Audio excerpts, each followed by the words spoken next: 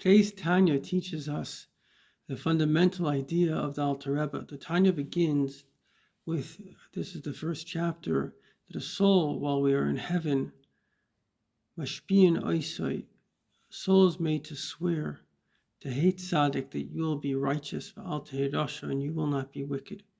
V'afilu kol ha'olam omrim lo tzaddik ata, even if the whole world will tell you that you are righteous, you're such a good and holy person, haya b'einecha karasha, in your own estimation, you should be like a wicked person. So this is very, very interesting because this is the fundamental charge that a soul has, which we are all souls, and that is that we should be good, we should be holy, we should be God-fearing people. And yet, the way we should perceive ourselves is not as good, not as holy, not as God-fearing. You should be in your own eyes like a wicked person.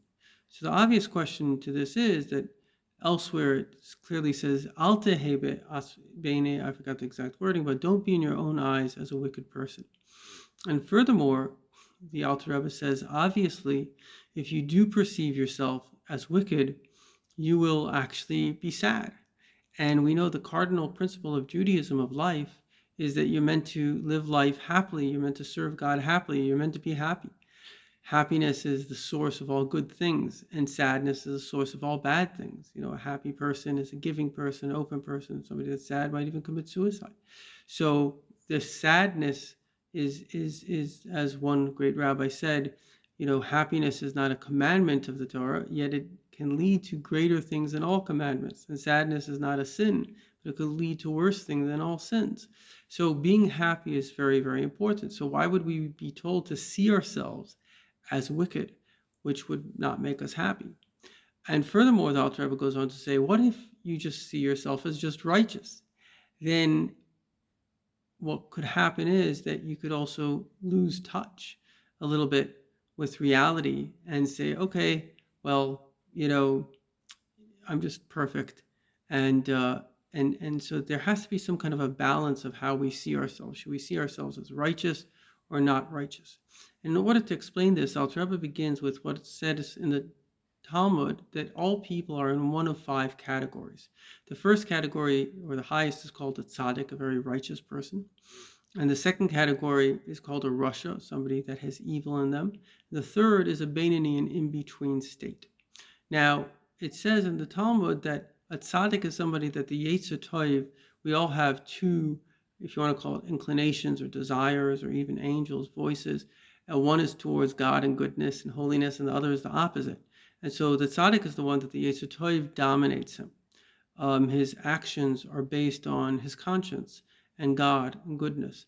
And the other one is the rasha, the person that's wicked, is one that the Yetzer Hara, that the evil inclinations, his actions, not necessarily all, but sometimes at least, his actions are based on desires of the body, and the desires of the body overtake the consciousness, because as the Tanya will tell us, we really are 2 people. We have a godly soul, which is pure and holy.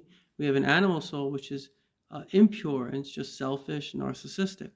And these 2 people in us are at war with each other.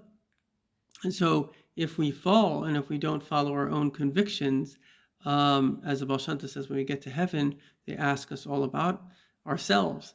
And what do you think about this? And what do you think about that? And we give all these answers, and they say, well, actually, you were the one that, let's say, the example that I like to give, they say, what do you think about people that drive through red lights? They say, well, that's terrible. And they'll say, well, you did that. So in other words, number one, are we actually living up to our own standards? Are we eating the foods we're meant to eat? Are we being the people? Are we speaking the way we're meant to speak?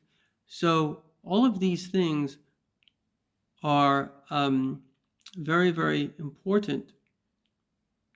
And effectively, what they do is if we fall in any of them, that's called wicked. In other words, the Yetzer Hara, these desires have dominated us, because we all have both desires.